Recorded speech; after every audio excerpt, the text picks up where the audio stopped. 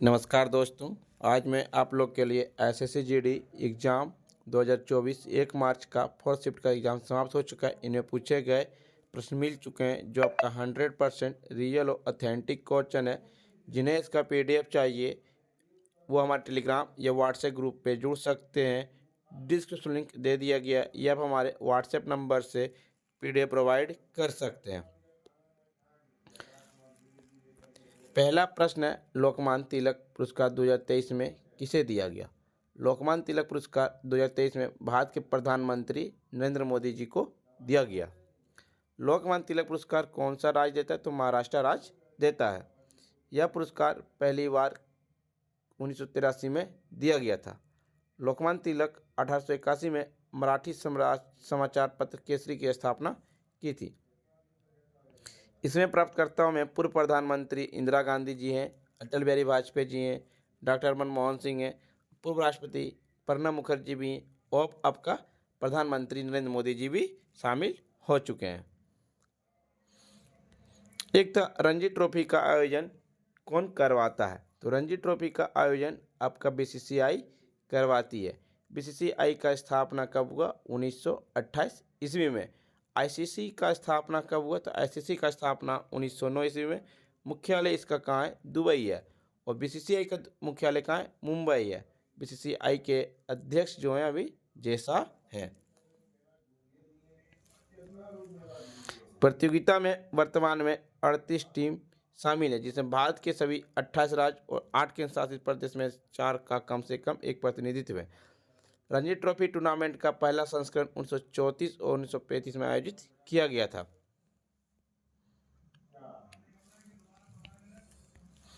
Ranji trophy के इतिहास की कुछ सबसे सफल टीमें: मुंबई 41 बार खिताब जीत चुका है, कर्नाटक 8 बार जीत चुका है, दिल्ली 7 बार जीत चुका है, महाराष्ट्र आपका 7 बार जीत चुका है, तमिलनाडु 6 बार जीत चुका है।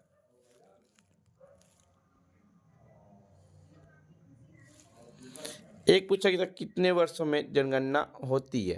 तो जनगणना 10 वर्षों में होती है। पहली बार जनगणना कब हुआ था? 1872 ईस्वी में हुआ था, लॉर्ड मेयो के कार्यकाल में। नियमित जनगणना कब हुआ? 1881 ईस्वी में, लॉर्ड रिपन के कार्यकाल में। भारत में जनगणना का जनक किसे कहा जाता है? तो हेल्टर कोल्टर को कहा जाता है। 1951 के बाद सभी जनगणनाएं 1948 की जनगणना अधिनियम के तहत किया गया। दशकीय जनगणना का संचालन का उत्तरदायित्व जो होते हैं भारत के महापंजीयक और जनगणना आयुक्त जो होता है आपका गृह मंत्रालय अभी वर्तमान में अमित शाह हैं। पिछली जनगणना 2011 में की गई थी और अगली जनगणना 2021 में की जानी थी। जनगणना भारत के संविधान के अनुच्छेद 246 के तहत संघ का विषय है। यह संविधान की 7वीं अनुसूची क्रम संख्या 69 में सूचीबद्ध है। जनगणना के 2011 की जनगणना के अनुसार भारत की साक्षरता दर कितनी? 74% है। सर्वाधिक साक्षरता वाला राज्य कौन सा है? तो केरल है, 94%। उसके बाद आपका लक्षद्वीप 91.80%, उसके बाद मिजोरम 91%। सबसे कम साक्षरता वाला राज्य कौन सा है? बिहार है, 61.80% है। इसमें पुरुषों की साक्षरता दर 72%, महिलाओं की साक्षरता दर 51 है। सर्वाधिक लिंगा अनुपात वाला राज्य कौन सा है? तो केरल है। सबसे कम लिंगा अनुपात वाला राज्य कौन सा है? तो हरियाणा है।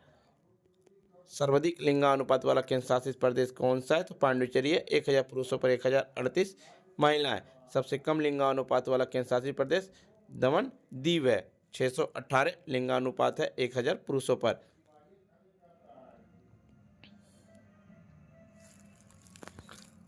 सतरिया नृत्य किस राज्य से संबंधित? तो सतरिया नृत्य असम राज्य से संबंधित। यह एक नृत्य नाटक प्रदर्शन कला है जिसकी उत्पत्ति असम की कृष्ण केंद्रित वैष्णववाद मठों से हुई है और इसका श्रेय 15वीं शताब्दी के भक्ति आंदोलन के विद्वान और संत महापुरुष श्रीमंत शंकर देव को दिया जाता है। नृत्य इतिहासकार डॉक्टर सुनील कोठारी को हाल ही में सतरिया नृत्य को लोकप्रिय बनाने के लिए असम सरकार द्वारा माधव देव पुरस्कार से भी सम्मानित किया गया। सतरिया संगीत नाटक अकेडमी पुरस्कार द्वारा 2000 में शास्त्रीय नृत्य के रूप में दर्जा दिया गया है। भारत के अन्य शास्त्रीय नृत्य भारतनाट्यम तमिलनाडु का शास्त्रीय नृत्य है, कथकली केरल का, कुचिपुड़ी आंध्र प्रदेश का, कथक उत्तर भारत का, मोहिनीअट्टम केरल का, मणिपुरी का मणिपुर, उड़ीसी का उड़ीसा नृत्य से संबंधित है। फ्रेंड्स, आपको वीडियो पसंद आ रही तो लाइक शेयर सब्सक्राइब जरूर करें। नवपाषाण काल में सबसे पहले औजार क्या चीज़ का बनाया गया था? कुल्हाड़ी का बनाया गया था। भारत में अवधि 7000 ईसा पूर्व से 1000 ईसा पूर्व के बीच होती है। बसे हुए कृषि का विकास और पॉलिश किए गए पत्थरों से बने औजारों और हथियारों का उपयोग इस अवधि के दौरान उगाई जाने वाली प्रमुख फसलें रागी, घोड़ा चना, कपास, चावल, गेहूं और जौ थी। नवपाषाण काल की उल्लेखनीय उपलब्धियों में से एक पहिया का आविष्कार था। इसने मनुष्य के जीवन में तेजी से प्रगति को की। पहिए का इस्तेमाल घोड़ा गाड़ी और बैलगाड़ियों में किया जाता है, जिससे आदमी की भरी भाड़ ढोने में बहुत मदद मिलती है। इसलिए इस अवधि में परिवहन काफ़ी आसान और त्वरित हो गया। पहिया का उपयोग कटाई और बुनाई के लिए भी किया जाता था। इसमें मिट्टी की बर्तन भी मदद मिलती थी। अनाज रखने और पानी जमा करने के लिए मानव निर्मित सुंदर बर्तन है। जीएसटी की शुरुआत किस वर्ष हुई? जीएसटी की शुरुआत भारत में 1 जुलाई 2017 को हुआ था। जीएसटी को 101 संविधान संशोधन अधिनियम के रूप में पारित किया गया था। भारत के राष्ट्रपति 12 अप्रैल 2017 को केंद्रीय जीएसटी कानून को स्वीकृति दी थी। यह पूरे भारत में वस्तुएं और सेवाओं का निर्माण, बिक्री और उपयोग पर अप्रत्यक्ष कर असम जीएसटी बिल को मंजूरी देने वाला भारत का पहला राज्य था। आपको यह बताना है असम के मुख्यमंत्री वर्तमान में कौन है? उड़ीसा जीएसटी बिल को मंजूरी देने वाला भारत का 16वां राज्य बना था।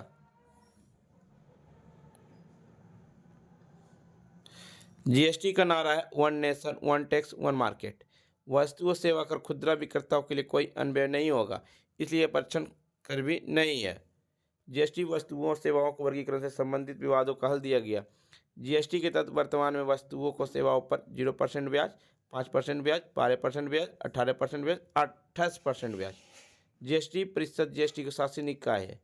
जीएसटी परिषद के अध्यक्ष केंद्रीय वित्त मंत्री होंगे। अरुण जेटली ने जीएसटी परिषद के पहले अध्यक्ष थे। सितंबर 2016 में नई दिल्ली में जीएसटी परिषद की पहली बैठक हुई थी। केंद्रीय वित्त मंत्री निर्मला सीतारमण जीएसटी परिषद के वर्तमान में अध्यक्ष हैं। भारतीय संविधान का अनुच्छेद 279 जीएसटी परिषद से संबंधित है। लोकसभा गठन किस अनुच्छेद के तहत हुई? अनुच्छेद 81। संविधान में लोकसभा या लोकसभा की संरचना को परिभाषित किया जाता है। आपको याद रखना है सरला। सो से संसद अनुच्छेद 79, रो से राज्यसभा अनुच्छेद 80, लो से लोकसभा अनुच्छेद 81। इसमें कहा गया संसद में 552 से अधिक निर्वाचित सदस्य नहीं होंगे, जिनमें से 20 से अधिक केंद्र शासित प्रदेश का प्रतिनिधित्व नहीं करेंगे। अनुच्छेद 79 संसद के विभाग के बारे में बताया गया। अनुच्छेद 80 राज्य के परिषद की संरचना के बारे में बताया गया। अनुच्छेद 81 लोकसभा की संरचना के बारे में बताता है। अनुच्छेद 82 संसद में प्रत्येक जनगणना के बाद पुनः समायोजन के बारे में बताता है। अनुच्छेद 83 संसद के सदनों के अवधि के बारे में बताता है। अनुच्छेद 84 संसद की सदस्यता के लिए योग्यता के बारे में बताता है। अनुच्छेद 85 संसद के सत्र, सत्रावसान और विघटन के बारे में बताता है।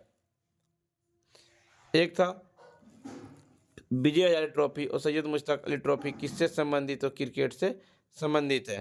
फ्रेंड्स, आपको वीडियो पसंद आई हो तो लाइक शेयर सब्सक्राइब जरूर करें, और जिन्हें इसका PDF चाहिए वो हमारे टेलीग्राम या व्हाट्सएप ग्रुप पे जुड़ सकते हैं। डिस्क्रिप्शन लिंक दे दिया गया। तब तक के लिए धन्यवाद फ्रेंड्स, मिलते हैं आपको नेक्स्ट वीडियो में।